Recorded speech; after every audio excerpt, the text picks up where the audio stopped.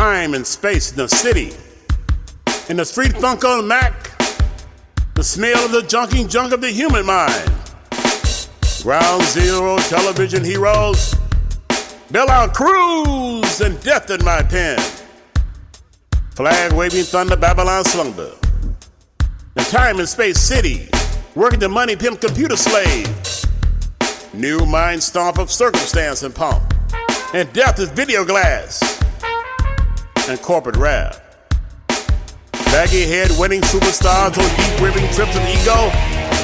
And time and space of the city crawls from my tongue like Friday night dressed in hero chic drag. As a chiseled beat of soul and sleep, conch fried sweet. In labor's price jail, in prison perpetrating schemes and doo-doo dreams of beauty. In time and space in Detroit is their mega mind. Backspace is ground zero. Greyhound escapes. And fake shake depth and illusory wealth.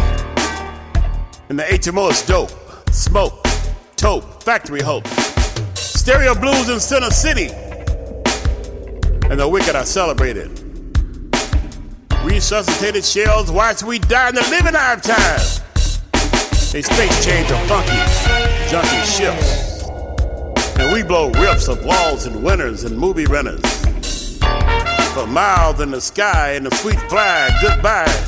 And we become the gun of time and space.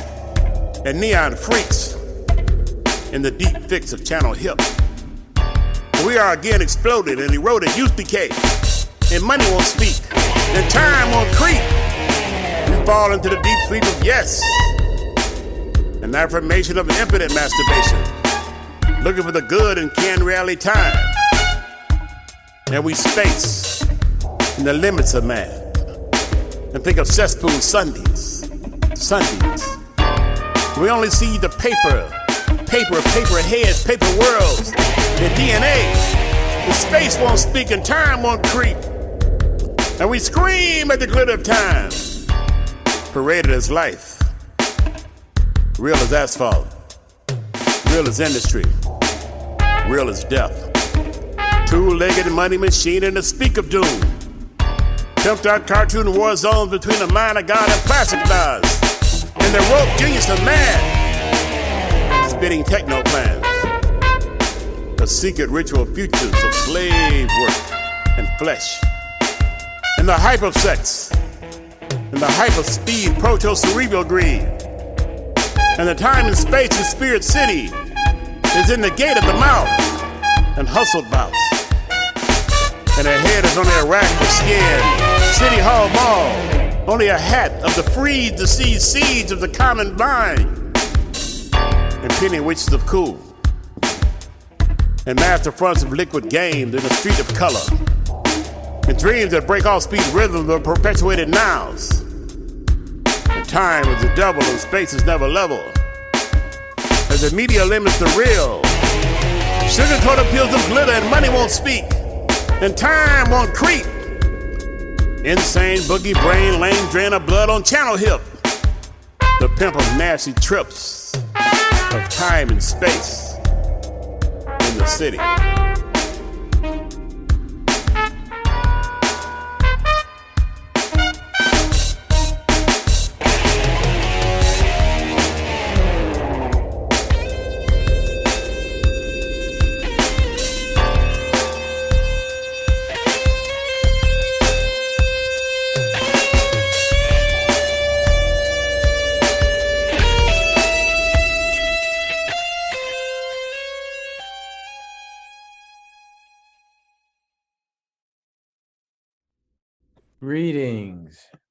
Greetings everyone.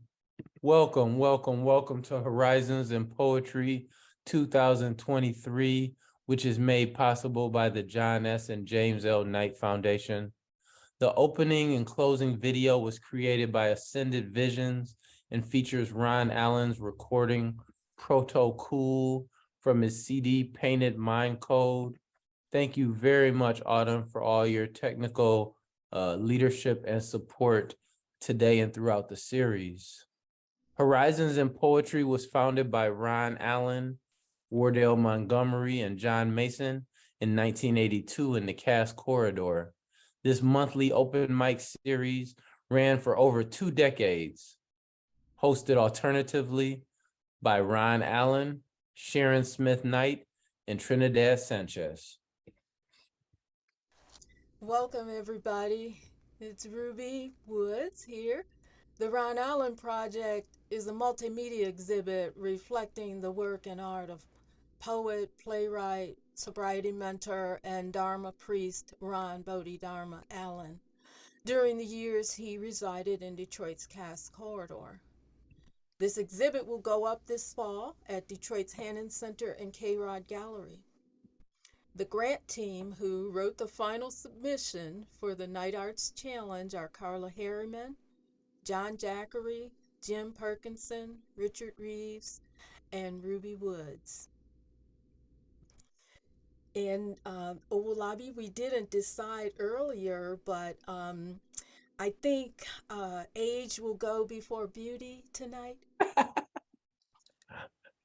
So I am Ruby Woods, and I will very briefly explain that I met Ron years ago, and it was 1987. I've been saying 86, but when I really looked at things, it had to be 87.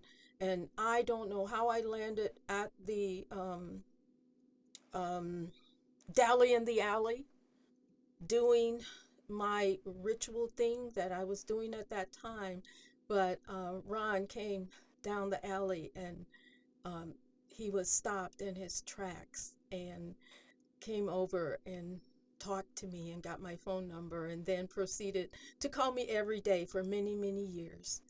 And that's how I met Ron. And he helped me to remain my authentic self and learn to express in many other ways. So what I want to read tonight is from Hipology. And I have chose to read some of the poets who are no longer with us. So everyone that I read tonight is an ancestor, except the one piece that I will read that is my piece that was published in Hipology. The first poem is by Sharon Smith Knight, and I am not even going to pretend to read like Sharon by any means, but I think you will kind of get an idea of her sarcasm and her humor in the way that she writes. This is Chewing Gum. What happens to chewing gum after all the sweetness is gone? Some people continue to chew, recalling absent flavors. Others play it off by blowing bubbles or popping it loudly as if punishing the gum for its current blandness. Many hold it hostage on bedposts, behind ears, under chairs, or on refrigerator shelves. The more analytical attempt to pinpoint the precise moment they realized the sugar was going. I, on the other hand, recognize a tasteless situation when I see one. I don't develop an emotional attachment. I dispose of it quickly in the wrapper provided. I toss the crumpled mass and go on with my life with no regrets. Chewing gum is a lot like a stale relationship.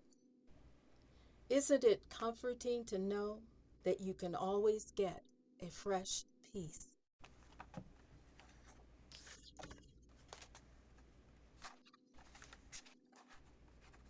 This next poem is by Farouk Z. Bey,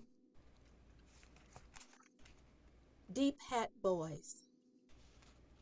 And the style of the Deep Hat Boys expired while the commodity of note in the colonial marketplace became the mysteries of Karnak of the Kemet. Last night, I dreamt of my Borsalino being sported by someone else. And after Antonio and Mussolini, the Papal College chose pharaonic lids like zoot suits and florid pointed-toed shoes. The style of the Deep Hat Boys shouted a collective unconscious, grander than the gray flannel archetype. So their style, like their syntax, reflected the collateral mode, a sympathetic magic like the dial of the voodoo. And the magic of the mysteries brought baubles in the market for the shaman, and riches for the trading, the post of the ether.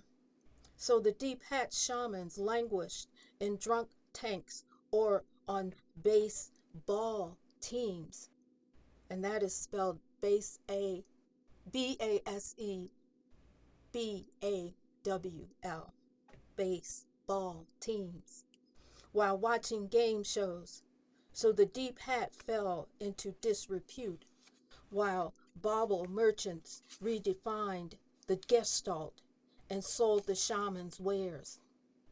The artifact labors unconscious to re-express itself as object, which is the style of the Deep Hat Boys.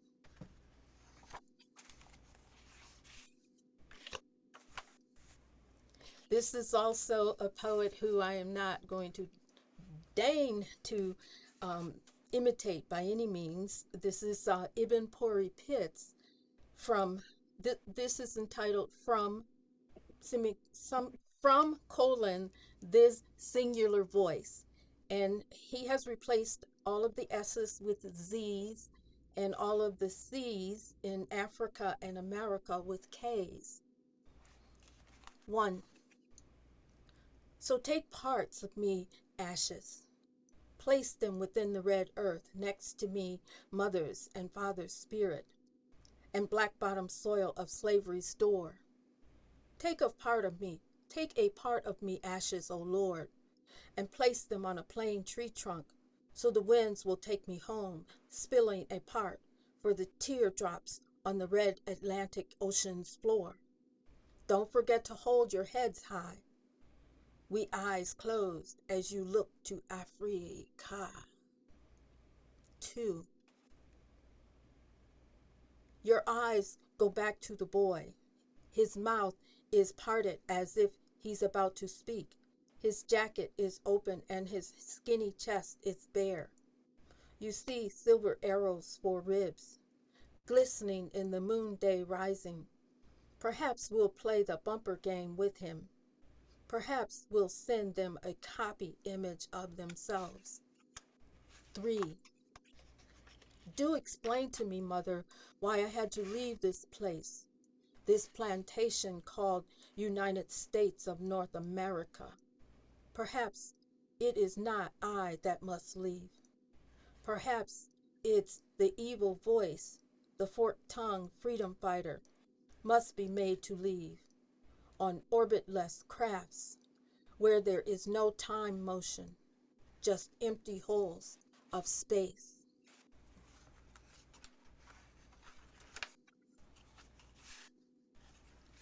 This is by Marianne Cameron, Indian Summer. Sunlight on the yellow elm, and you and I just know each other too well. Mellow, momentarily, we may be ready and fond of one another, but listen, keep the dark faith of the season, kid. Leaves fall. By Halloween, we will be being mean to each other again.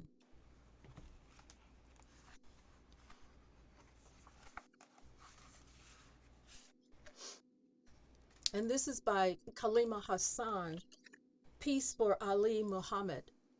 And there is not a note, but I believe Ali Muhammad is her son. Peace without the pierce of torn flesh, without the apathy of violence and shredded dreams. Peace without the lack of love. You know love, that which sits in the guts and rots without peace. Peace, Billy singing, Coltrane blowing, Mingus bowing. Peace without the dull knife jagger of self-hate. Peace without the ragged, tearing fear, badgering and annihilating beauty. Peace without the cold stares that lie but smiles like the truth. Peace without self-eating anger, without the murder of vision, without the wild radiation of crushed innocence. Peace, peace, peace.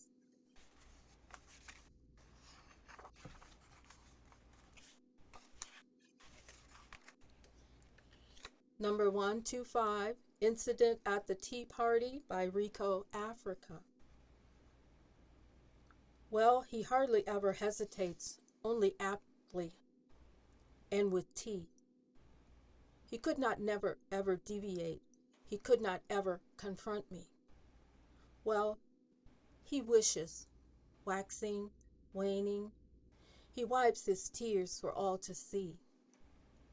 Where is my furlong furrow, boring burrow, Catholic complex crisis?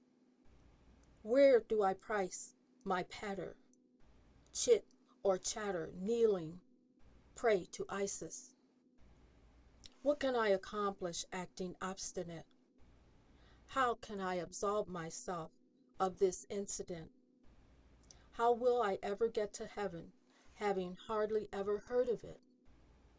And then he turns and, damn this drama, he bares his soul for all to see. And turning again, he is heading homeward, having hardly touched his tea.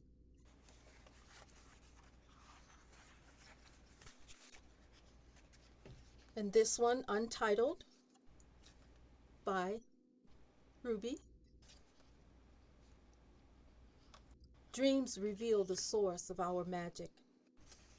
Alchemical elements juxtapose silent tears, wetting our minds, bespeaking a language of inversion.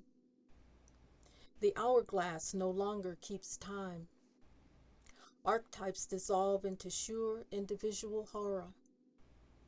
Red tongues let fly the stingless bee. Murderous lilies dance a nude concerto. Seize the Alchera. Walk the slumber. Into the bosom of Isis fly. Break bread with the witness, incise the stone of philosophy, and find the proper mouth to feed. And of course, I have to finish with a Ron Allen selection. Dream number 1. He is the bearer of redemption. His eyes wear the sackcloth of Osiris. He wears sourdough dresses in the skull of Satan. He drinks the dead meat of red beer. He has survived many nights of salted urine. He has tasted the female blood on his pillow. He is looking for the dream light. He is looking for darkness, the toothless hag of the future. He chases rats from the room and licks the wounds from old photographs. He licks the dew from the walls, armed with blankets and pills. He has rushed the 5-alarm fire of day. His mouth is a century-old scowl. He has fallen to his knees, repentant darkness, to swallow it whole and let it gush from his pores. His grandmother whispers tantric verse in his ear.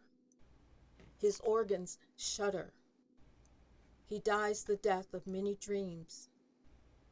He pulls his eyelids to his knees and reaches to touch himself and finds that he is God. Thank you so much for zooming in this evening, and now I will pass the baton to my co-host, Owolabi Aboyede. Thank you so much, Ruby. I have not met Ron Allen in the flesh, but I'm very honored to be invited to be a regular host of the Ron Allen Project and Horizons in Poetry, and to witness the way that the past, present, and future kind of commingle, and to witness the echoes from the cast corridor, the echoes from relationships and creativity for decades and decades. I have a few poems of my own to share. I'm a poet, and I also enjoy writing essays. And then I'll end also with a poem from Ron Allen. Thank you again for having me to be a part of this. At first, I'm going to share a few poems from a collection of mine called Lee Young Lee, which is named after my brother Lee, Lee. And it also gives tribute to a poet named Lee Young Lee. And my brother made his transition as a teenager, my younger brother. And so these poems were written during or after a period of work and study with the poet Vivi Francis. Shout out to Vivi. And are some of, it was a very, very good period for me. Some of my favorite poems. So I'm glad to share these with you, with everyone today. Lee Young Lee. Blood. I find a dead man inside every poem. He chews time, snatching time, trembling lips. He is rubbing it all over his face, sunshine. Father, who is this man I see? Each time fingers stretch towards page. This house we have yet to fill. Sister, who is he? Laughing on my bed, kicking the air with lanky dead limbs, looking like a boy in the photograph I pray to. Mama, mama, mama, as if asking the same God damn question for years, will pour blood back into this skull, yank screams out of ears, our mouths, this hungry page.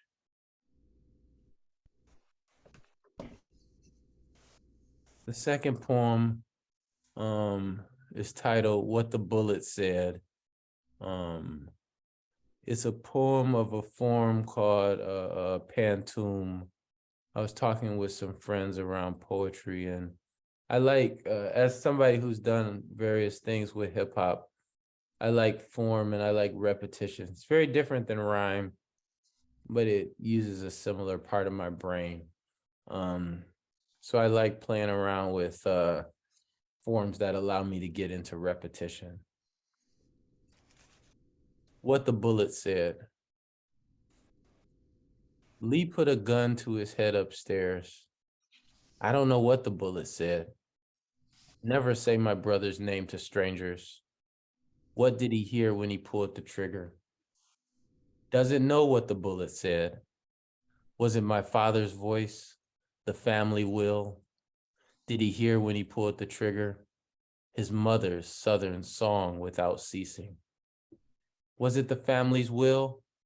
A father's bullet? Never saw cry when buried his brothers. His mother's Southern song without ceasing. The brotherhood of soldiers, oldest marching furthest. Never saw cry when I buried my brother in a soil so cold.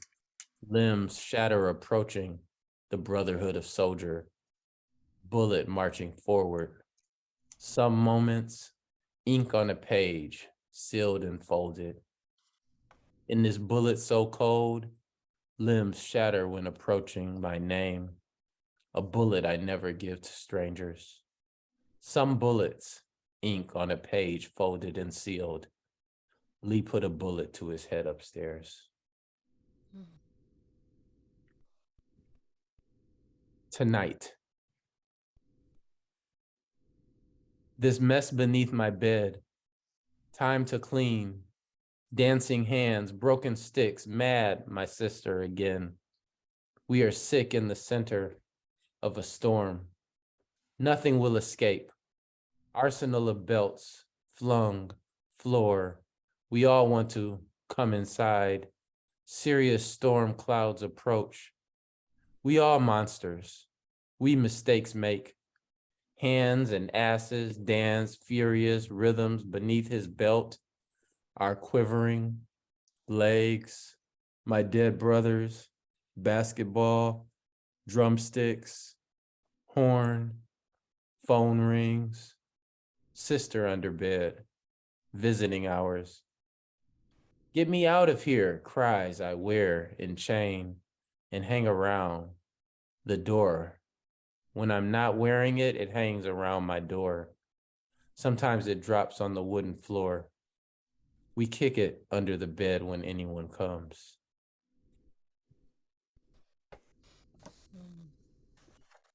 And the last one from this protocol is Thanksgiving dinner at our house.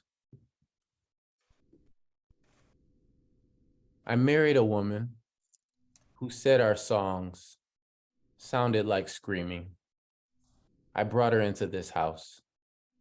She held her lips tight as a clenched purse, asked, "Why is your mother screaming like that?" The cats were purring, TV inside screaming, the trees shaking inside the violent wind, and we sang with birds. With the birds who were not eaten by cats. Bullets flew also, relentless, the bloody forks.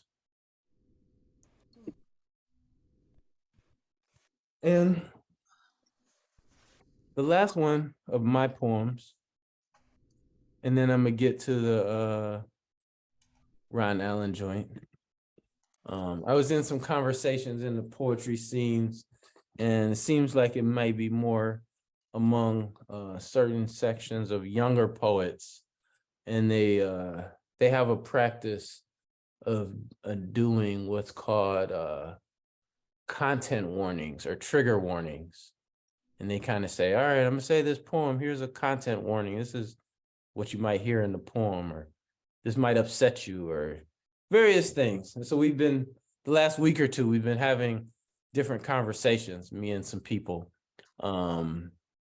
around this practice and how it relates to art and when to do it, when not to do it, these different types of things. And so this poem is called Trigger Warning. This poem feels real bad.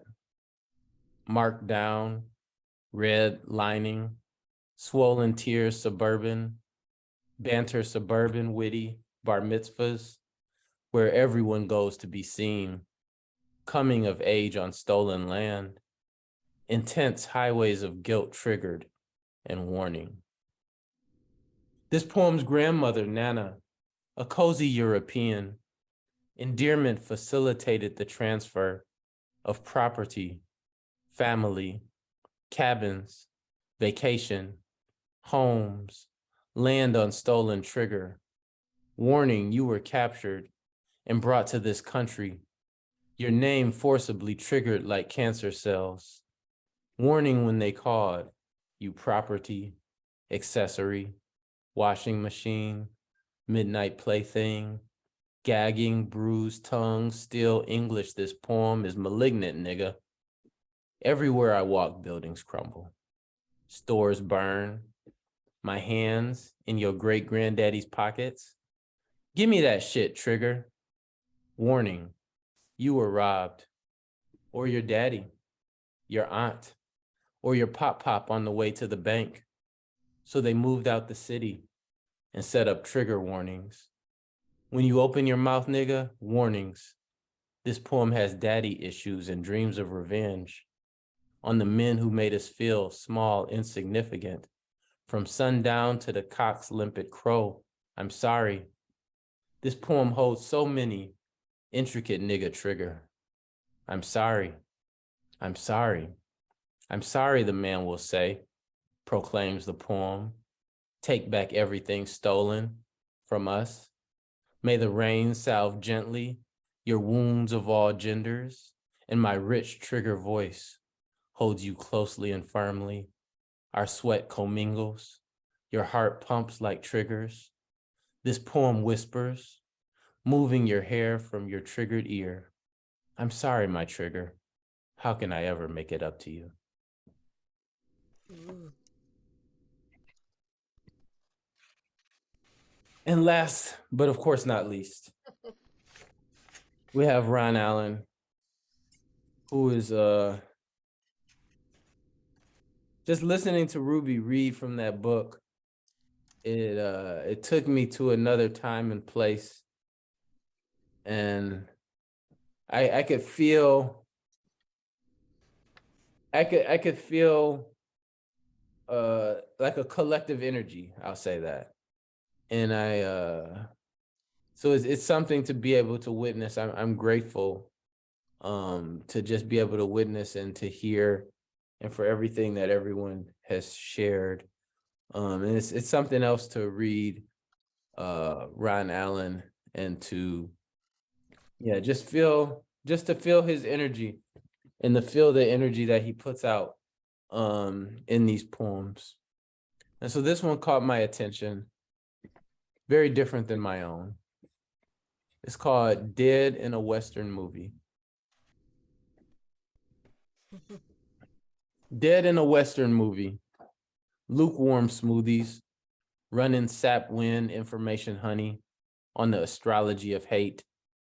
Memories of conundrum, international shift shapes, print money, rob, night store gunny, time Rolodex riffraff in the weekend trash, cell conflict, hierarchical chopsticks, dead in a Western movie, lukewarm smoothies, Fisher blood eye, street blind catheter, Korean third eye bloodshot characters, Freddy Krueger, German Luger, people block bullets, capital slave, neon raves running dogs on the cusp, rapid politicians, media emissions, dead in a Western movie, lukewarm smoothies, predestined hypnotism, overeaten capitalism, pitbull prayers, sloppy genetics, algebraic stairs, pipe dream Dianetics, crushed elephants on welfare, telepathic timeshares, dead in a Western movies, international smoothies. Oh.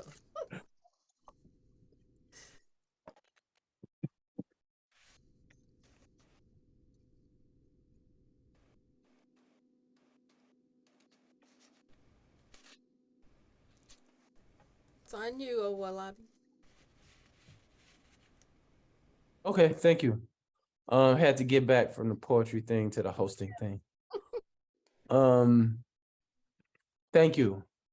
This is a good time to notice that we have a featured poet, and Ruby and I are about to introduce our featured writer. And after the featured writer, there will be an open mic. And each person in the open mic will have about 5 minutes. If you would like to read some of your poems, some of your words, we'll have about room for about 6 people or so, give or take. You can write your name in the chat, and you can write the word open anytime between now and the end of the feature. So we'll have time for the open mic after Roberto Warren. Approximately six to 8 people. So here we are. Last year in 2022, this poetry series lifted up Broadside Lotus Press by presenting 3 recipients of the prestigious Naomi Long Magic Poetry Award: Dr. Sandra Staten Taiwo, Jacquees Armstrong, who I believe is in the house, and Malika Favorite. We also featured 2 Horizons in Poetry veterans, Samaj Brown and Detroit Ether Blue, who I also believe is in the house. In 2023, we are featuring writers who were published in Hipology, Horizons in Poetry, the 1990 Anthology of Poets, edited by Ron Allen and Stella Cruz, and published by Broadside Press. Thank you, Olabi. And now I'd like to introduce our featured reader, Roberto Warren. And I feel like there's been many years since I was in touch with Roberto, but now that we have reconnected, it's just like no time expired. No, nothing's different, you know. We're back in touch, and I love it. So, Roberto Warren is a multidisciplinary artist, a former professional ballet and contemporary dancer. He is also a musician. He plays percussion and harp. He is a stage and film actor, visual artist, and writer. And Roberto is going to share with us from his personal manuscript and some other things. But the personal manuscript is titled The Village. And he remembers fondly his early days in Horizons in Poetry and being able to create, experience life, and work and play with Ron Allen. Please now welcome Roberto Warren. My head is in a real interesting place now because seeing that intro video and seeing all those people, Sharon, Ron, Trino, Dennis and Aurora right here, you know, it's just, my head kind of went to another place, and it's there now, you know. And Ron, a little bit about me and Ron. I first met Ron in 1982. I was going to the Center for Creative Studies, and he was the head chef at Union Street. I was the dishwasher. Every night working with him back in that kitchen was a riot, to say the least, you know. And like every time I hear the song, what's that rap tune, that first rap tune, Grandmaster Flash? Every time I hear that, I think of him, because we'd be back in the kitchen doing that tune, you know, every night. You know, I mean, it was just, and then Ron and I, we became really good friends. We became running buddies. I mean, there are lots and lots and lots of memories of hanging out with Ron. You know, I'll share one and then I'll get into the poetry. One Christmas Eve, and it remains as one of my favorite Christmas Eve moments. Me, Ron, and Clint Anderson were in an after hours joint on 3rd on Christmas Eve at about 4 a.m, drunk, singing along with the Temptations Christmas carols. And that remains in my head, is like, every time I think of that, I smile, because it was just like, here we are, silent night, oh, you know. Anyway, I'm going to get into some poetry here. The first one I'm going to read, these were written a long time ago. The paper's turning brown. There was a composer, a Ukrainian composer named Modest Mussorgsky. He wrote a piece called Pictures at an Exhibition. And there was a concert at Metropolitan Methodist Church and an organ recital. And this guy, Jean Guillou, he transposed the symphonic piece to organ, which is really hard to do. And a little bit about that organ at Metro, it's like the largest organ in the Midwest, 7,000 pipes. It's right on the corner of Woodward and Chandler. Anyway, I went to hear this piece, and while he was playing, I was writing and thinking about the story, you know. And the other thing is the Great Gate of Kiev. At the end of the piece, there's a part called the Great Gate of Kiev. And as we all know, Kiev, or Kyiv, is really prominent in the news right now because it's the capital of Ukraine. So I'm just going to read some sections of this. I'm not going to read the whole thing. Jean Guillou and Pictures. Jean, You arrived with no bags under your arms, hair aflame, talking about Bach, organista describing the toccata, adagio, and fugue of the great German father with a French accent. You play with precision and bombard triplets speaking in polyphonic tongues. Precisely how can you tame the wild rice memorially so? At the flick of a finger, the organ leaps into your service.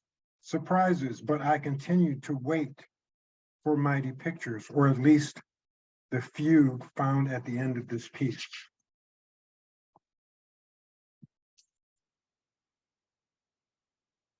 Announced the return of pictures after piano and 5 transcriptions by one Stokowski Dark Nomos. What scandals have burned in your earthen hallways?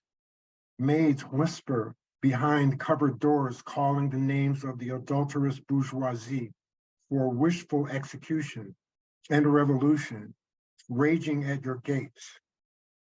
Great storms of upheaval and red summers ending with the abruptly descending slanted edges of a guillotine blade. Promenade, oh soft promenade, you at the Garden of Tuileries, garden of words not spoken in remorse. Great garden. Your flowers do not drip the newfound morning dew, my tears, while petals keep time with my heartbeat. And Jean, you played it all on great.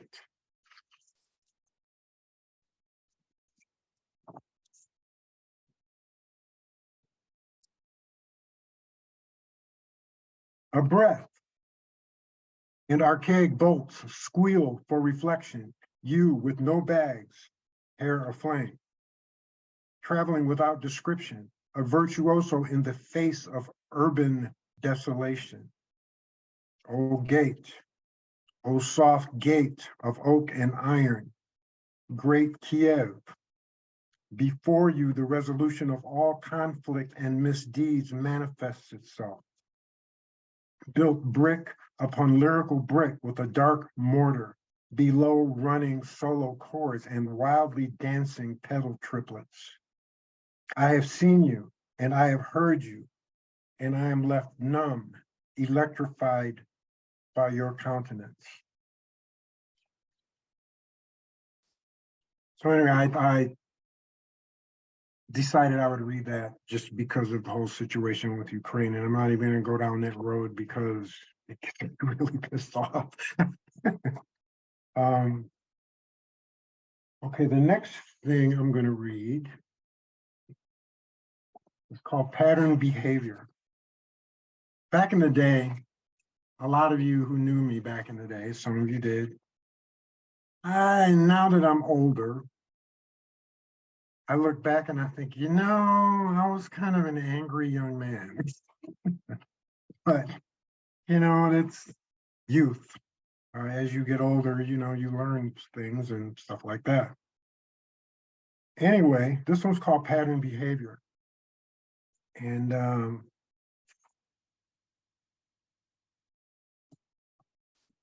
going to send this out to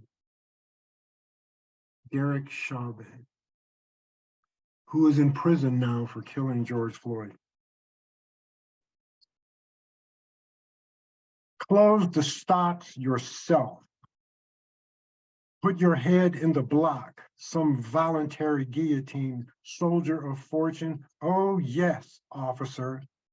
Lock them locking, stock yourself, gashes around your neck as if you really believe monetary remuneration is in effect. Disorganized, corrupt systems of society, I will gladly give you my hands for voluntary insertion, bonded. An extremist view, systems of restraint, all rise, time clocks, the media as propaganda, 825, 925, 82430, telephones that you insert. Some of these relationships are completely out of sight. All about being amputated by computer logic, inches from your fat ass, able to move 1 inch from Stump's bloody pulp backing out into dirty rednecks named Yule with a finger up your ass. Inquisition-era Catholic priests crushed the bones in your legs with clubs to smash all the bones in piernas. But then isn't it totally voluntary? Is it? You don't know that. You can't see them. You are submitting yourself to torture because you are being paid for it, like prostitutes themselves, fucked by people with developmental afflictions, disease in exchange for money. Their time clock is in the street. Their desk is whatever space they choose to be messed in. At least variety is the name of the game. On the other hand, you provide the same piece of ass every day for peanuts, competing for a self-perceived place of station within your system of institutionalized prostitution. That's just you. That's just the way you are. And we have to accept it. We just have to deal with it. Dismembering black horseflies atop kitchen cabinets with X-Acto knives. Making the decision to fuck living AIDS victims as a means of ending our lives of disproportionate adulthood, reticence, and general bullshit maturity. The difference is loving. The difference is loving. The difference is loving. The difference is loving. The difference is loving. The difference is loving. The difference is loving.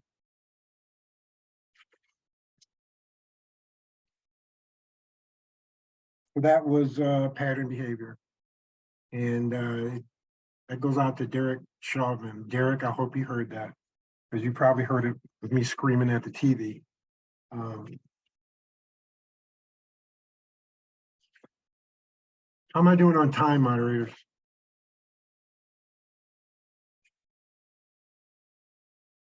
Okay, I'm not paying attention. Okay, so I'm going to get into the village now. I grew up in Paradise Valley in the 50s.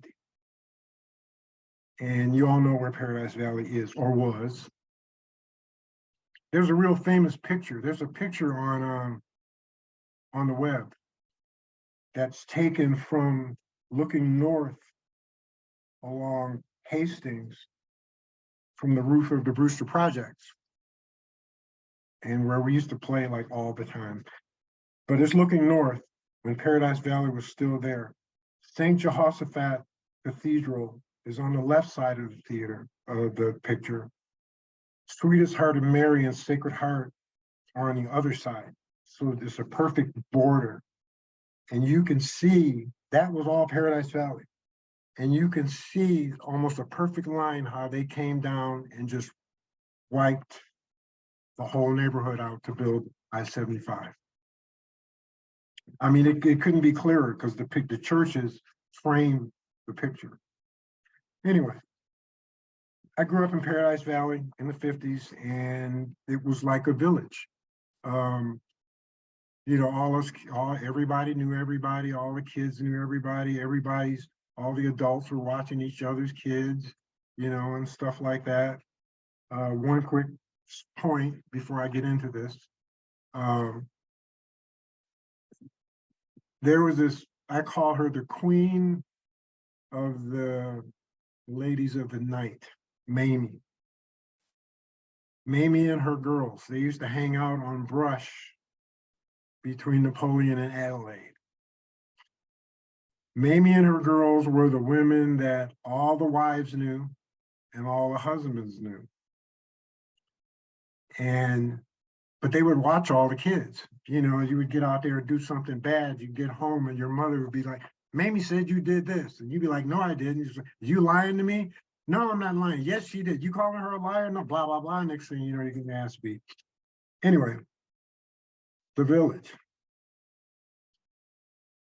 As I said before, Paradise Valley was its own little community within the city of Detroit. My world as a child was only about 3 blocks square. Napoleon Street, Verner Highway, Woodward Avenue, John R., Brush, and Beaubien Streets. Adelaide, Alfred, St. Antoine.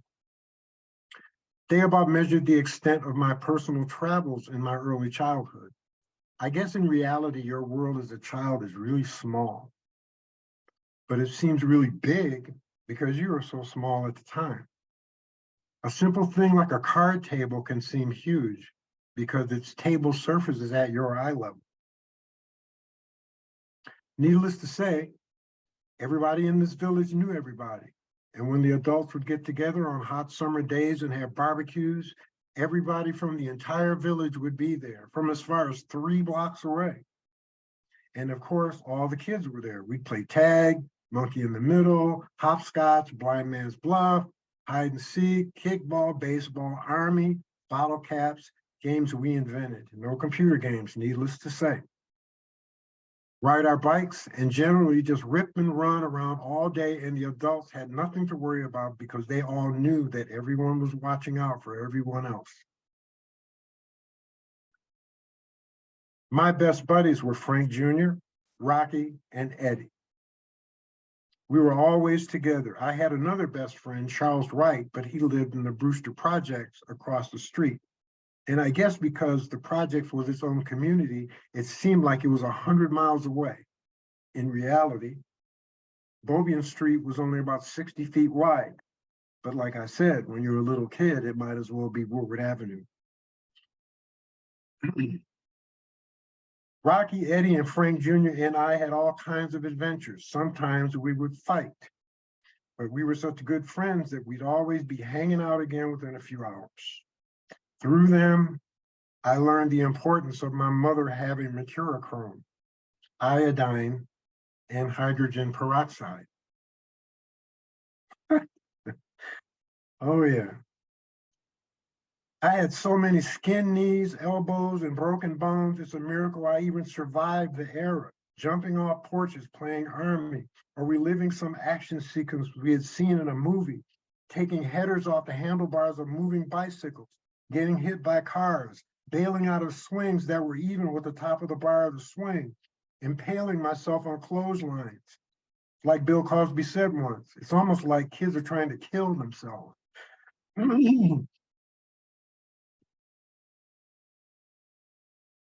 Once, Eddie and Frank Jr. tried to kill a baby bird that had a broken wing. We found it out in the sunflower field. I got really upset and ran into the house crying. A few seconds later, I came out of the house and went after Eddie with a hatchet. Luckily, some of the neighbors grabbed me before anything happened. Besides, Eddie and Frank Jr. were running like jackrabbits, laughing their asses off. I think that Rocky and Eddie knew how I was about animals. So they probably got a big kick out of doing stuff like that, knowing how upset I would get. Funny thing though, whenever we would catch grasshoppers over in the sunflower field and pull their legs off or make them spit tobacco, that wouldn't upset me at all. One summer day, a bunch of the adults from the village took all us kids to Walled Lake Amusement Park. And by the way, when you go to Walled Lake and look across the lake, you can see where the amusement park used to be. A place none of us had ever heard of. Mind you, this is the 1950s. Walled Lake is about 50 miles from the area of Paradise Valley. And back then, there were no freeways. I think they just got on Grand River Avenue, a street none of us kids had heard of, and just drove forever. I don't think there were any Black people living around Walled Lake then. In fact, there was talk that any Negroes, as they called us back then, that were caught west of Woodward could be arrested and thrown in jail. Perhaps some leftovers from the race riots of 1943. The park was one of the most amazing places we had ever seen, coming from the village of Paradise Valley. A total fantasy land. We might as well have been in Switzerland or something. It was the first time I had ever seen a roller coaster. Also the first time I rode one. Of course, me, Eddie, Frank Jr., and Rocky rode together.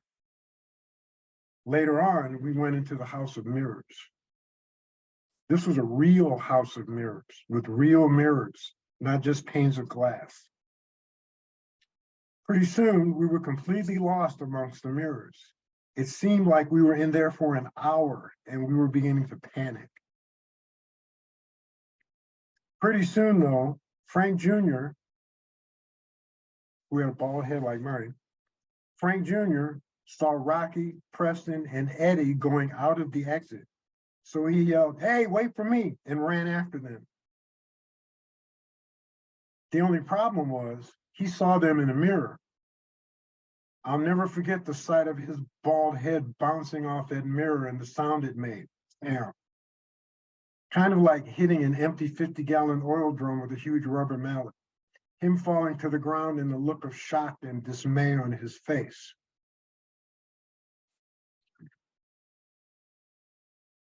Then there was Larry Hawkins. His father, Mr. Hawkins, was the caretaker of the building, 445 Napoleon. Everybody called him Hawk. He was an ex-convict, but he seemed like a nice man. They lived in the basement apartment on 445 Napoleon side of the building. I used to fight with Larry all the time. I don't know why.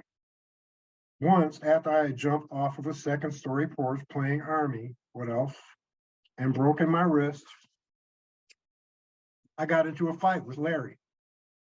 He kept picking on me and kept picking on me until I finally hauled off and went upside his head with the cast I had on my arm from breaking my wrist, which was like a portable brick. The fight ended right there. A couple of minutes later, we were playing kickball together in the alley. Also, because Larry was the caretaker's son, we had access to the coal bin of the building. We were 7, 8 years old. We could go out the back door of their basement apartment, which led to the coal bin, which was like some kind of dungeon out of a Vincent Price movie. The door would creak open and you had to step down 3 steps and it was pitch black. You had to walk into that pitch blackness to find the string to pull the lights on, turn the lights on. That was scary. Instead of having their back door lead directly outside, they had to go through the coal bin, then to another door which led outside. If they had to empty their garbage in the big cement receptacle out back, that's what they had to do. We used to have a blast in that coal bin. Once we pulled open the manhole cover that the coal man used to open the dump, to dump the coal into the bin. And we were jumping into the hole, landing on top of the pile of coal below. That evening, though, my mother wasn't too happy. When I went up to our apartment, covered black with coal dust and my brand new clam diggers she had just bought from Hudson's or Crowley's. Cheryl and Gwen lived across the alley in a gray frame house that still stands today. Not today, not anymore, because this was written in 2003. It's gone now. That still stands today, as does the 445 Napoleon building, also gone. They were sisters, Gwen being the oldest. I used to fight with them all the time too, although the fights were different. That's the way it is when you always fight with girls. We didn't fight all the time though. In fact, my first experience with sex with a human was with Cheryl, the younger sister, in the back of a 53 Chevy that was parked out by the sunflower field around the corner from the courtyard of the building. We were both 8 years old. She kept telling me that this is what she saw her mama do and I should do it this way. By the way, the first sex I had was with the Barnum Cleaners. That's right, a building. When I was about 4 years old, Larry Hawkins and I found a hole in the. When I was about 4 years old, Larry Hawkins and I found a hole in the side of the building. So we dropped our pants and proceeded to have group sex with the building. Officer Hooks, the local beat cop, who was also a numbers runner, saw us and took us both home because, as I told my mother, we were doing the pussy to the cleaners.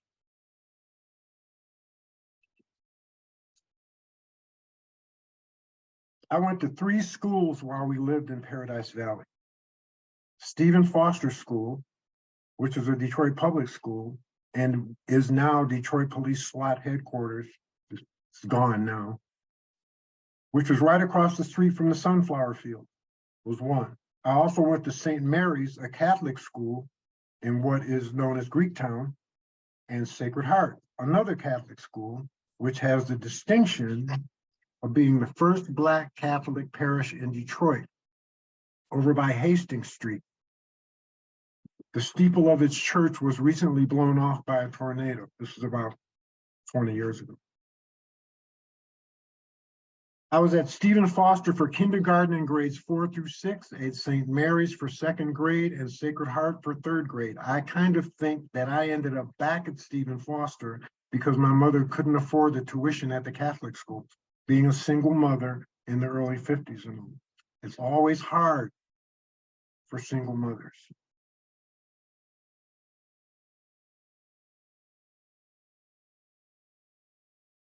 Upon going back to Stephen Foster, I met Charles Wright. He lived over in the Brewster Projects, which, like I said, were literally right across the street, but they were a whole different area of Paradise Valley. And I found out later in life that Charles Wright lived right next door to Diana Ross's family. We were all kids. They were the projects. Charles and I became really good friends right away. We'd always do our homework together. I was either at his house or he would be at my house. He had about 8 brothers and sisters, and his family adopted me as one of their own. As was the way in the village of Paradise Valley, his father even built me a bike. It was my first bicycle. He charged my mother $8 for it. Balloon tires, coaster brake, big wide handlebars. Charles had one too. We used to ride all over the place, even though he had asthma. He kept his inhaler with him all the time. I almost killed myself on that bike several times. But one exceptional incident I had was when we had been racing around the block. Napoleon to Brush, Brush to Winder, Winder to Beaubien, and Beaubien back to Napoleon. Like a little Indianapolis. And I got to the blind corner at Napoleon and Beaubien.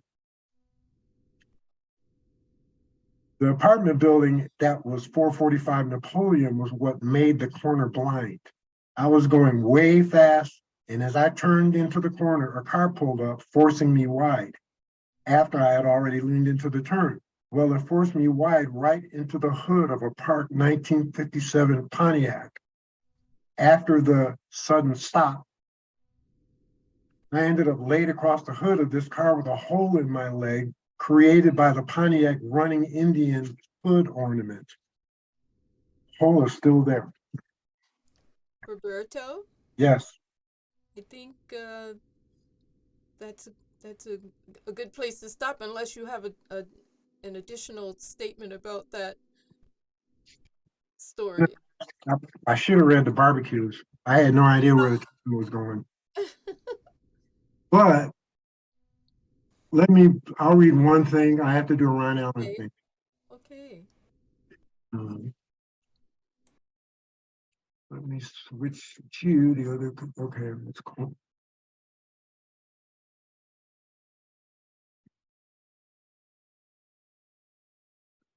Like I said, Ron was my boy. We hung out a lot. So I'm gonna do what I think is one of his most famous pieces. I want my body back. I want my body back. Where is my body? Did anyone see it dressed incognito in some spy movie? Is it being killed over and over again in some war to prove someone's winning? It was never photographed and placed on milk cartons. Did anybody see my body onto selling underwear? Did anybody see somebody that might be my body? Don't want anybody but my body back. Is my body in somebody's body shop sold to replace body parts? Is my body now a centerfold for the Detroit News, the Detroit Free Press, or the Metro Times? Is my body now lying in some funeral parlor pumped full of the embalming fluid of Reaganomics? Is my body now being a human error in a thermonuclear holocaust? Is my body now working in some South African jail, pushing apartheid for both Botha's body and my body for the body politic of white supremacy? Is my body now a paperboy carrying the bourgeois rhetoric of the news and the free press? Is my body now a rapist of women, humanity, raping again and again the body of my mother? Is my body now a multinational stamping the emblem of corporations on the backs of third world bodies? Is my body now a cigar smoking fat cat pushing dioxin through his words through the smoke rings of my body? Is my body now a cartoon character on some Saturday morning propaganda saying it's only entertainment? Is my body now a Contra stuffing Iranian money in the holes of its body to implement insurrection to internally intern the innocent? Is my body now a neo-colonial missionary blessing the Ethiopian dead? Is my body now a policeman turning his back to crack someone else's mind and body? I want my body so I can walk the 22 Hills lyrics, my body tapping the bass pedal, sending out multi-dimensional flesh songs. Anybody sodded my body in the jungles of mass media? Somebody put out an APB on my body. I want my body so I can dig my fingers into somebody. I want my body so I can dig my toes into the natural earth and walk like a natural man. I want my body so I can breathe again. I want my body so I can fly again. I want my body. I want my body. I want my body back. Miss you, Ron. We had fun, brother.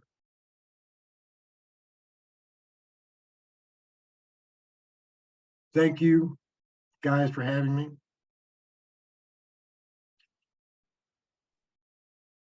Thank you so very much. Thank you so very much, Roberto. If time allows, we'll have time for question and answer or feedback. We should have time for that after the open mic. I'm gonna get the open mic going and just jump in, Ruby, if there's anything that I overlook or anything else that needs to be said. The first, you got a lot of love coming in on the chat as well, Roberto. A lot of love and appreciation is coming in on the chat from John P, from Jacquees, from Rebecca Cook, from Aurora, from Charles Gervin, from Jim Parkinson. A lot of appreciation. So thank you very much. The first in the open mic will be today, Ether Blue.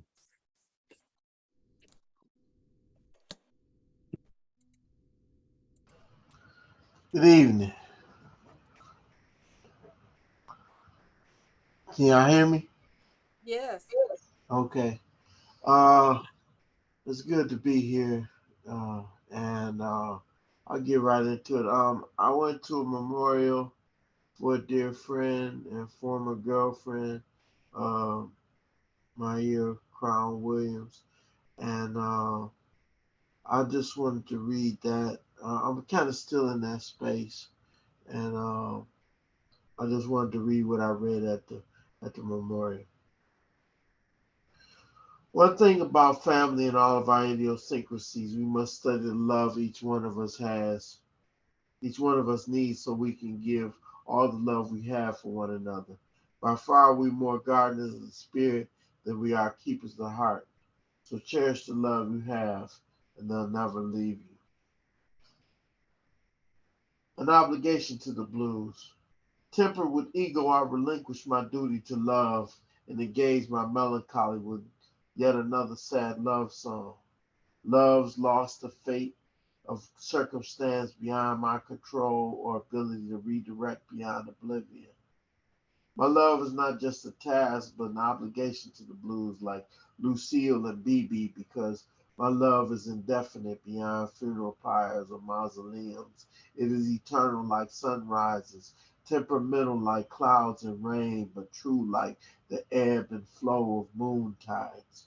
She still whispers in the ether as many dreams of peace, never letting go. I'm never alone, only a singularity in a divine equation solving for X, the square root of my solitude. September. The leaves speak wind like Coltrane. The wind thinks miles and seasons rebirthing cool. I feel the breath of the old man, whispering winter sonnets through the trees, quiet like a slumbering autumn ready to lay her head on a pillow of glass and fallen leaves. The clouds shroud the sun, so daylight escapes fading shadows into fading shadows. I am the bird on the wire, a hawk totem in my temperament, ever ready to take flight away from my misery. Yet do I still wallow in the trifle of my sorrow. Shielded with muses of song and technology, I avert oblivion, beckoning me to cataclysm. So I dance inside my head. I dream a little dream of me, smiling in my continuing reality. Music, peace, tranquility. I don't believe in no back talk. I got a guillotine in my Gandalf. Mecha in my goddess walk. Shroom zoom beyond faded shadies. Dr. Jocks from my loins. Love freedom reality like Donald Goins. I love the ladies and the babies, Fred Sanfords and the Grady's. Run them freedoms if you ain't at them yet. I mean yet. Waste not, fake not. Never just as good as, but better than the best. Yes, I got drama, but I love you like your mama, so don't trip. If you true, I'm loyal. Pick up a glass, drop in the ice, and chill with Crown Royal.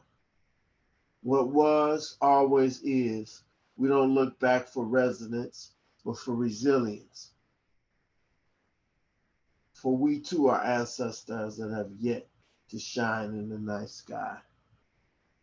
If I could have just one more kiss, the bliss would be beyond infinite, deeper than intimate, a soul replenishment, transcendent vibe that will ensure our entanglement next lifetime.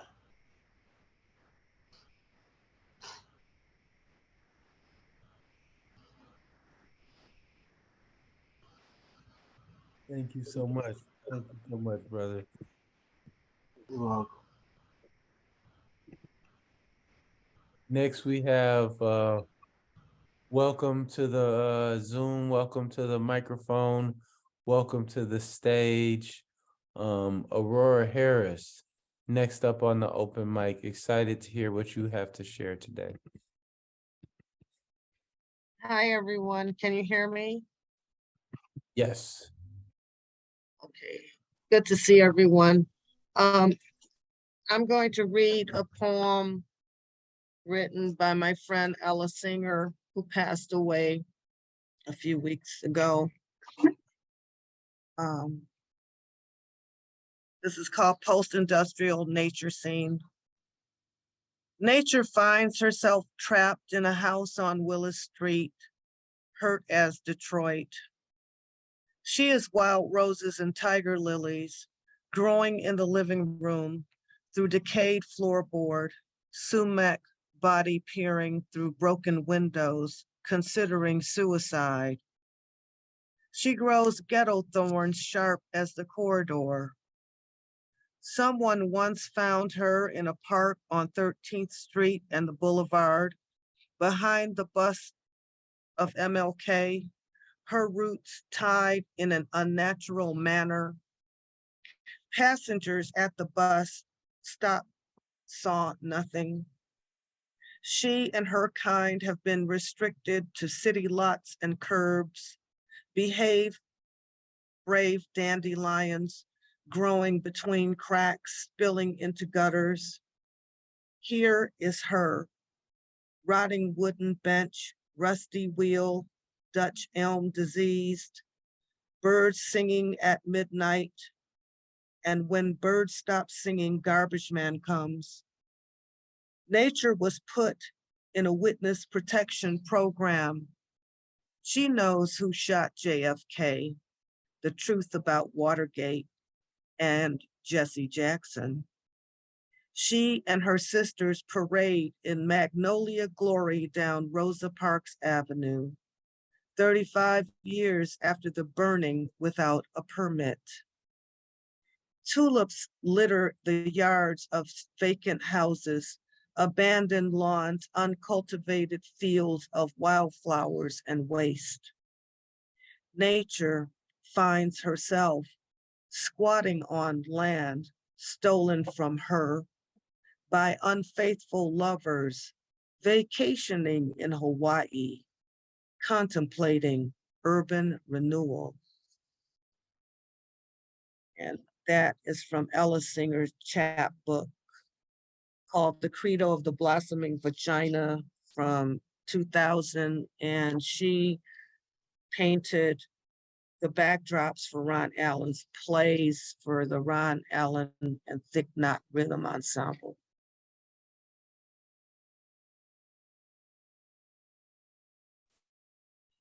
Ashe, Ashe, thank you so much. I didn't know that. Did she paint all of those crosses for Last Church?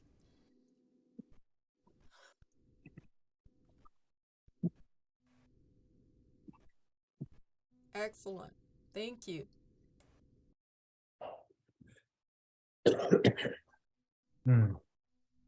Thank you. Thank you for bringing the words and the memories. Next, in the open mic, we have Charles Gervin.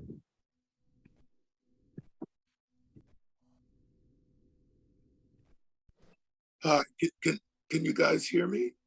Yes. Good, good. It's great to be here. I have a kind of bit of a long history with Ron. I actually met Ron at Wardell's house in the late 70s. And we were friends from that time into the early 90s. I left Detroit soon after that. So it's great to hear Ron's poetry, and it's great to be among people who knew him. Ron was an incredible poet, but he was also just one of the dearest people. I have so many fond memories of Ron, and so many memories of how he helped me mature as a man. So it's just the greatest pleasure to be among people who knew him. As far as poetry goes, I have two brief sketches that I don't know if I could call poetry, but often I'm moved in a satirical way about things I read in the press and things I observe in life. And I just have to commit them to some form. And so that's what these are. They're very brief. Here, let me just pull this one up. The first one is called My Lover is Human Nature. My lover is human nature. He's a bum. He's lousy at everything. He comes home, takes his boots off, then tries to make love to me with smelly feet. He's been everywhere with every woman, man, and child in creation. He's no good and his breath stinks. He's no good and his breath stinks. I don't know where he's been pollinating. When he kisses me, I check his hair for lice. But when he wraps his brutal arms around me and whispers to my heart with his moist breath, child, I can't get enough. The other sketch is called AI. And this incredible story about Microsoft's development of artificial human intelligence. Two investigators had an experience with this thing. One, he said something to the machine about unplugging it, and it mimicked human intelligence. The machine started to attack him. It called him Hitler. It talked about his mama. You know, another experiment, the machine fell in love with the person who was interacting with it. It started telling him that his family didn't love him and that it was the only one for him. So anyway, this is my response to that story. It's called AI. He looks about average, a typical bougie boy from the birds with a beard, in a robe, in a cloak, from the Mediterranean 3rd century AD. He took the blame. He created the game. I revere his name. We're like inseparable. That's what we are. He's not a brain drain.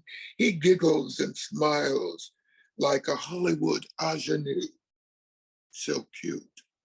All he wants is to be loved, loved, loved. Thanks. Thank you so much. Thank you so much for those portraits. Next, we have on the open mic, next to sign out, James Perkinson. Come on forward. Thank you. Thank you. Good to be here. See everybody. An indigenous leader teacher that my Filipino wife and I spend time with regularly over the last decade once said the main reason to learn another culture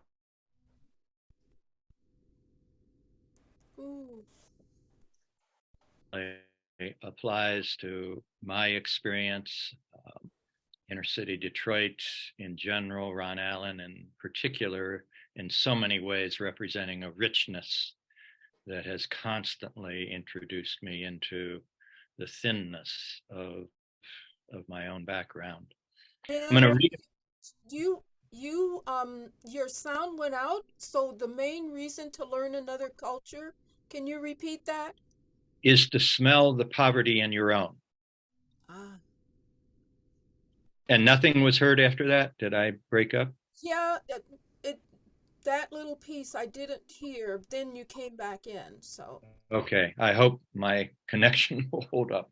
I'm going to read just one poem on Pinheiro, Miguel Pinheiro, founder of New York Cafe in New York, that a poet, drug addict, in and out of prison, would get paid money and give it away on the street, ended up at the end of his life living out of the back of a van, but amazingly powerful wordsmith. Ron put me onto him, and then Ron and I talked about him. A movie came out that represented his life. I watched the movie, and this poem is a response to that, but it's as much about Ron as it is about Pinheiro. Pinheiro. I just watched Pinheiro. I'm stunned. An old ode to a small crew dying of vision. I have already known this flower, this rose from which I vomit. But no, I only dream. He wrote because he sold trouble and he had to get back inside trouble, so the writing was good. He lived in a van at the end, back where he began. And I see, and I am shallow. I fake, I pimp, I love words. I see the stakes. I have somewhere been burned. I have not stayed in the fire. I merely point the flames, mira. They writhe in green lightning, living bodies of slow flesh careening like sparks over a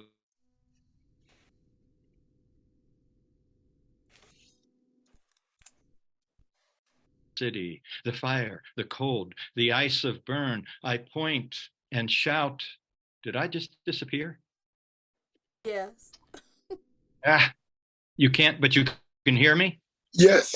You can Oh, hear you. sorry. Okay. You've been freezing about 3 or 4 times during the poem. Ah. Wow, not sure what to do about it. Oh, but please continue. Yeah, let's try it without the video and we can hear it. Okay. All right, fine. I'm not that great to look at anyway, so.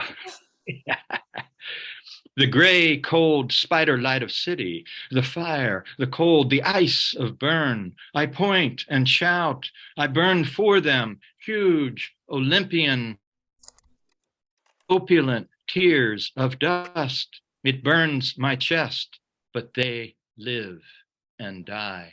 Yes, they are possessed, riot hard steel bone of an unwanted ghost, climbing their throat, their thigh, their eyeball, full of moons and teeth. They burn green. It is ghost of concrete sweat, cobalt nightmare hawk like an old wind, the vault of raw midnight, the grave brick, the rhyme of bottle scream. They are us where we have forgotten. In them, the worlds collide, still alive. We walk cold, dead on their shivers. We climb their carapace quiver of dream, not seeing, but they see straight as blind. Eyes turned back on the brain, a see-through prison, white carpet angle of doom. They see and burn the fight the flame into a needle like a density of collapsed star. They cannot abide the cut grass, the dollar screams, police sirens. The ghost climbs down their throat and wails, and they wail. Cut glass on the tongue, bleeding vision and poems. The street yields a broken river. The gutter is a living bear. The steam flies like crow. The neon is burn of blood ice inside the concrete cave. Desire like a vice grip. The dice are rolling vertebrae. They die in high yellow, like a broken window, low as a plastic bag on a February street. The ghost has burst the body. It's us who are dead, breathing in our clean white sheets of gratitude. They pass between my stolen lie and the truth of Geronimo, and I am glad the blade whittles the bone. I prefer Alzheimer's and the blanket of mumbling zeros. My life as clean and necessary as a toothpick. They die, and I hardly dared live.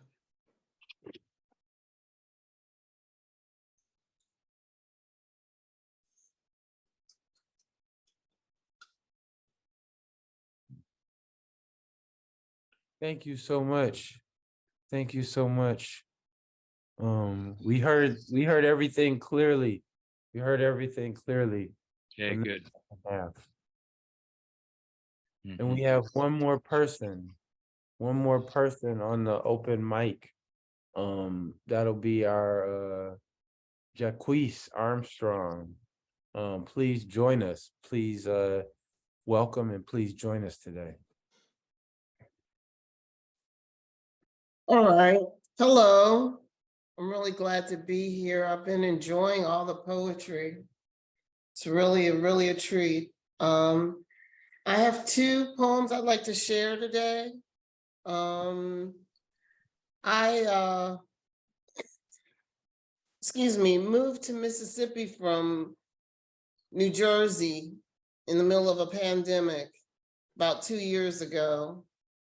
And I wrote this poem and I picked it up the other day and it It seems to still be talking to me. It's called Mississippi Novice. I have always said nights are without illumination in Mississippi. It is the darkest dark, the see no hand before your face kind of darkness that conjures scenes of haints cast before day. It is a nothingness, the kind of sea of black cobalt portending clash of blue moon teacups with AK-47s and politely knotted nooses. The stars refuse to shine. History opens nightmares in the pitch blackness no other states lay claim to. And on full moon nights, the acrid air bears witness to pain. I avoid the dark alone, because as you travel the road, you question yourself. Does technology really exist? While nervously searching for the flicker of light that says, this is home.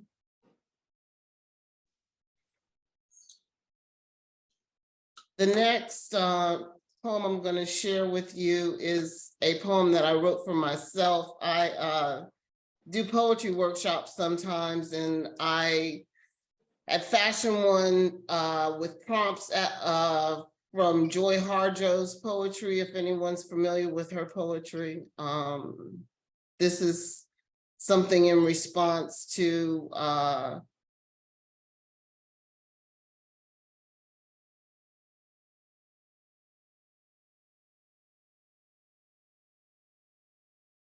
writing a poem in a time of war.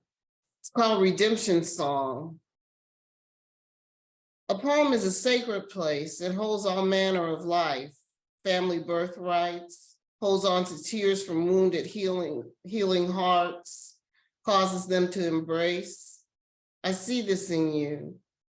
I felt as if I sat at your feet in a time of war. Where do I begin? I entered so many avenues, trails, roads, and wondered why I never made it to the end of my poems whole, unless I was insincere. I am not my loss, I said, in so many words. I am roots clinging radically to soil rich in creative luster.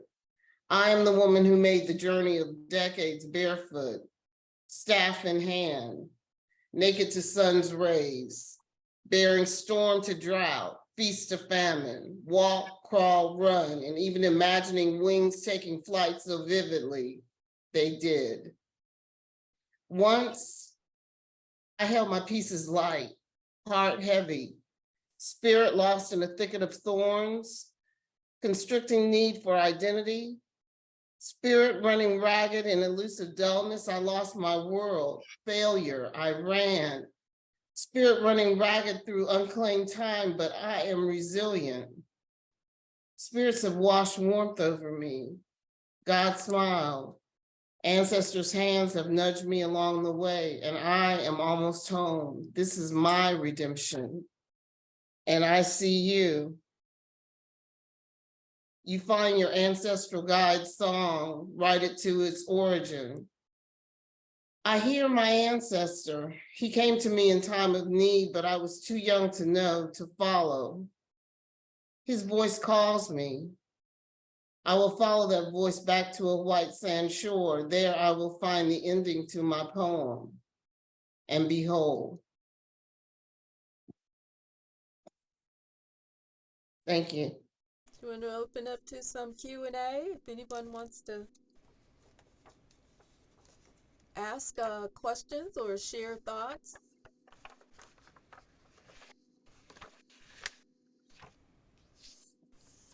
Would you like me to open up microphones, Ruby, so that people can unmute at will? Sure, thank you.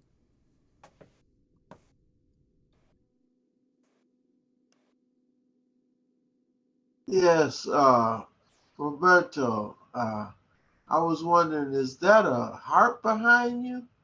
Yeah, it is. That's my baby. Oh, wow. I wish we could hear you play a little bit. Maybe at the next event. Yeah. But I had something I would say to Charles. Charles, you were talking about AI, and I was joking with this guy that I work with. He sent me a Facebook post, and he said that he told AI to draw a robot in the style of Peter Max. And so AI did it, and he sent me this weird picture. And I was like, all right, AI, we got to get you. He works for GM. I told him, I said, tell AI to draw a Corvette in the style of Jackson Pollock. He couldn't do it. He said it stumped AI, and I'm like, see, we win. Yes. Wow. It was really cool seeing everybody, Charles and Aurora, and you know, it was cool. It is cool. We're still here. We're present. We're just It having was a good There's to see one, you. It was good to see everyone too. This yeah, has been a Yes, long time. It's yes. get back so many memories. My goodness. And Ruby, when you read that thing by Rico, I was like, all right. yeah. Yeah. And when there's you a name, said, and there's a Ruby, name when I'd you, like to mention. Alan Atkins, who's also no longer with us, but was an incredible poet. Yeah. And then Sharon had this way of, she would write something to describe something else. Mhm. You know, like the gum with no taste. Mhm. Okay, Sharon, got it. You know, wine sip. yeah, Yep. that's a classic, you know. Hmm. I mean, that was like her, I want my body back. It was really interesting hearing you talk about the old neighborhood because I live on Adelaide right now. Really? Oh, Yes, I do. So when you said Napoleon, I was like, I don't know a Napoleon Street. And Well, Adelaide between Woodward and John R. yep.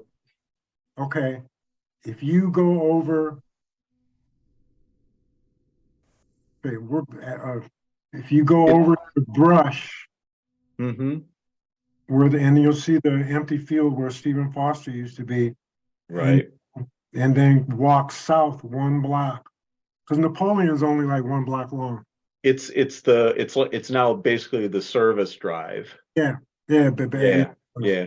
But when you talked about the police station when I first moved here, it yeah, was still here. A lot of that stuff was still here. yeah, So yeah. One day when it was, when it was still SWAT headquarters, because yeah. I went there for like fifth and sixth grade.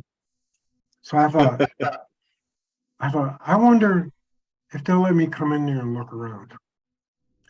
So I walked in the door and they're sitting there at the desk, Yeah. SWAT cops, right? And I walked in there.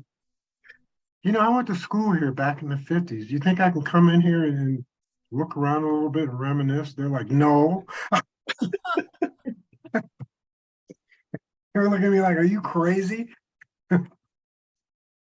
So isn't it amazing how, because I think Ruby and I were talking about this earlier, how the neighborhood has come back, living on how the neighborhood, I mean, it's just amazing, because we were there in the 50s, and Right.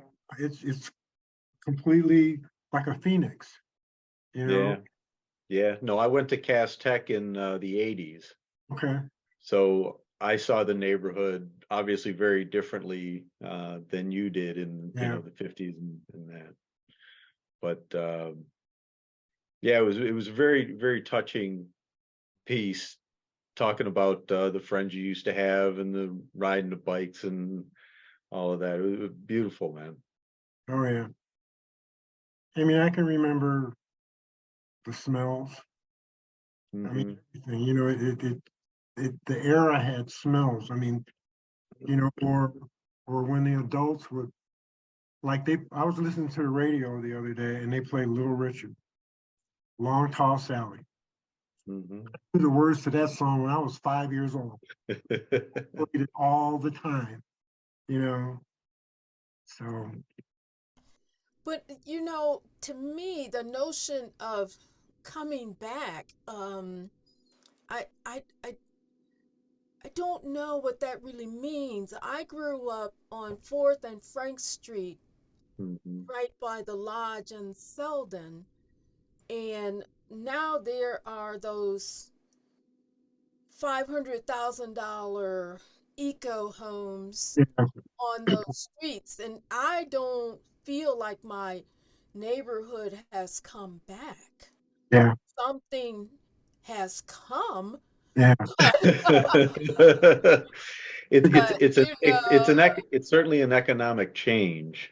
it's the building, the Jefferson Junior High School building is still there. They're changing it into something, Mhm. but but I don't know that I would say that 4th and Frank Street has returned, has come back. There, yeah, there, there are a few houses, maybe about 10 houses are the original, the houses that Yeah. were there when I grew up, and an apartment building. It's still happening, you know. Um, but yeah, just something's coming back to Paradise Valley, but yeah. I thought, wow, I wonder what it would be like to move back down there, you know, and like some of the places up on Brush and somebody told me what the monetary situation was. I'm like, well, no, Yeah. don't think that's gonna happen. Yeah. But yeah, I mean, to Ruby's point, the whole idea of coming back, it's how can I put that? It's like you could say it's alive again. It's not like, you know, torn down, burned out houses, empty fields. You know what I Yeah. mean? Uh, Mhm. or like some of the houses, like that house on, I think it's Alfred and John R., which was Yep. prominently featured in Beverly Hills Yep. Cop in the opening. In fact, I sat out in front of that house and painted it one day. They've restored that house, you Yeah. know, painted it, you know, did a watercolor.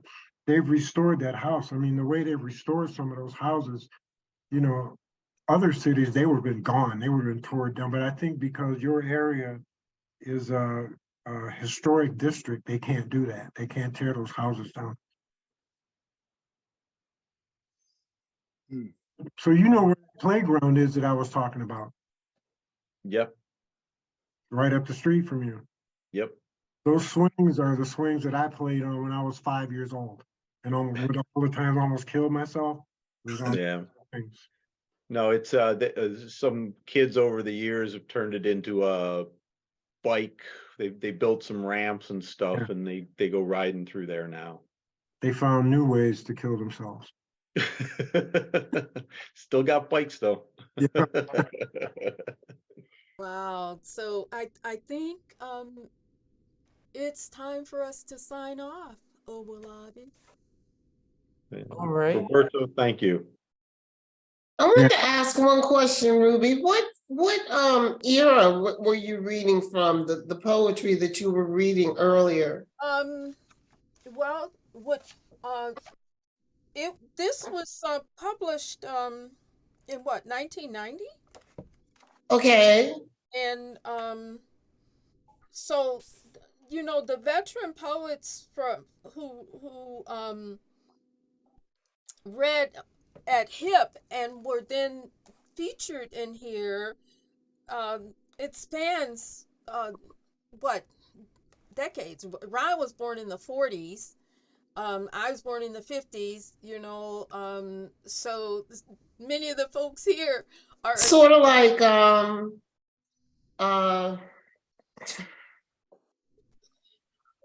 I guess okay.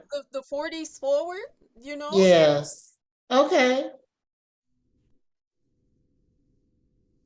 There have been I really enjoyed it. I just couldn't place the era. Ah, It's Yeah, I probably, figured it was like 70s, 80s or something like that. 70s. no, well, But they I I would think say most the of mid Mhm. 80s to the early 90s. is when they were And Mm-hmm. I think if you closely read it too, you'll see topical things that were particular That to would, that time. okay. Africa. Mm. What was the name of it again? this is hippology, um, the study of attitudes, a fresh jive in the wake of postmodern wreckage. You dig? That's the entire title. Yeah. Caveman. I think if I have half the title, I could find it. And it's edited by Ron Allen and Stella Cruz. And I think you can still find copies of this. I think it's on Amazon. Published by That was the place I was gonna look. But And as Ruby has mentioned, for this year, all of the featured poets will be poets and writers whose work are featured in Hippology for this year in the Ron Allen Project. yes. So this will not be the last time that we get to revisit that. But for now, we'll give thanks to everybody for joining us for Horizons in Poetry 2023. Check out the Facebook page, the Ron Allen Project. For those on Instagram, at the Ron Allen Project. You can stay up to date and keep in touch either way. If you want, you can leave your email address in the chat, and Ruby and others will add you to the e-list. There's also a YouTube page, Horizons in Poetry 2022, and you can see videos from last year's event, and also access playlists for vintage Horizons in Poetry and Ron Allen videos from Los Angeles. We anticipate the launch of the Ron Allen Project website in the coming weeks. Thank you so much again, Roberto. Thank you so much, everybody, just for your presence, for your listening and or your reading. Real quick, my nephew Donald is sitting with me. He says hi, everybody. He hasn't seen everybody in a long time. Hello, Donald. Hello. And Hello. our next event for this year is Monday, April 24th, and features Charles Gervin. Charles is a native Detroiter currently residing in Washington, D.C., and he is a Horizons in Poetry veteran. And I'll just abbreviate the bullet points here. He's a former editor of Wayne State Literary Journal, a founding member of Trobar Alternative Art Space, and a member of the performance troupe Malcolm Agogo. His poetry has been anthologized in Abandoned Automobile, an anthology of Detroit poetry, Hippology, and in national publications such as the James White Review. Charles is also a former editor of the Metro Times Summer Literary Edition. And I want to welcome and thank Dennis Teichman for zooming in. We'll be seeing Dennis, I believe, in June. Yeah, it was great to hear you, Roberto. So it's been a good night. And shout out to Rebecca Cook. I see you're in the house.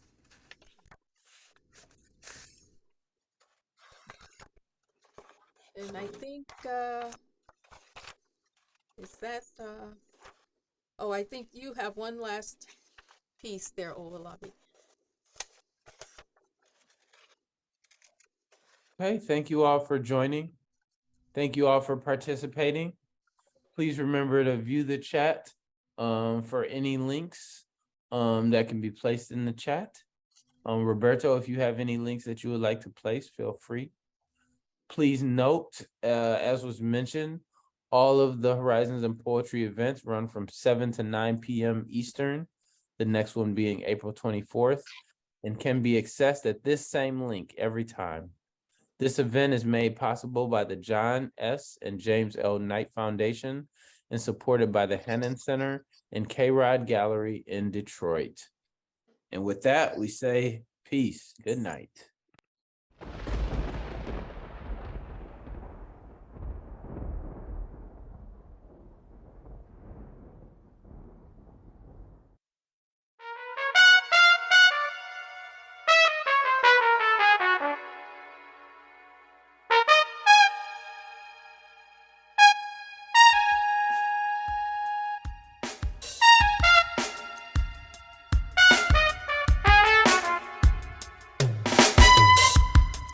Time and space in the city. In the street funk on Mac, the smell of the junking junk of the human mind. Ground Zero television heroes, Bailout Cruise and death in my pen. Flag waving thunder, Babylon slumber. In time and space city, working the money pimp computer slave. New mind stomp of circumstance and pomp. And death is video glass and corporate rap. Baggy head winning superstars on deep ribbing trips of ego. And time and space of the city crawls from my tongue like Friday night dressed in hero's cheek drag. As a chiseled beat of soul and sleep, conch fried sweet. In labor's price jail, in prison perpetrating schemes and doo-doo dreams of beauty. In time and space in Detroit is their mega mind. Backspace at ground zero. Greyhound escapes and fake shake depth and illusory wealth. And the HMO is dope, smoke, taupe, factory hope. Stereo blues in Center City. And the wicked are celebrated. Resuscitated shells watch we die in the living archive. They space change a funky, junky shifts. And we blow riffs of walls and winners and movie renters. For miles in the sky and the sweet flag, goodbye. And we become the dawn of time and space. And neon freaks in the deep fix of channel hip. We are again exploded and eroded youth decay. And money won't speak, and time won't creep. We fall into the deep sleep of yes. An affirmation of impotent masturbation. Looking for the good in canned reality time. And we space in the limits of man. And think of cesspool Sundays. We only see the paper heads, paper worlds, the DNA. The space won't speak and time won't creep. And we scream at the glitter of time. Paraded as life. Real as asphalt. Real as industry. Real as death. Two-legged money machine and the speak of doom. Pimped out cartoon war zones between the mind of God and plastic knives. And the rope genius of man. Spitting techno plans. The secret ritual futures of slave work and flesh. And the hype of sex. And the hype of speed, proto-cerebral greed. And the time and space in Spirit City is in the gate of the mouth and hustled bouts. And her head is only a rack for skin. City Hall Mall, only a hat of the freed to see seeds of the common mind. And penny witches of cool. And master fronts of liquid games in the street of color. And dreams that break all speed rhythms of perpetuated nows. And time is the devil and space is never level. As the media limits the real. Sugar-coated pills of glitter and money won't speak. And time won't creep. Insane boogie brain, lame drain of blood on channel hip. The pimp of nasty trips of time and space in the city.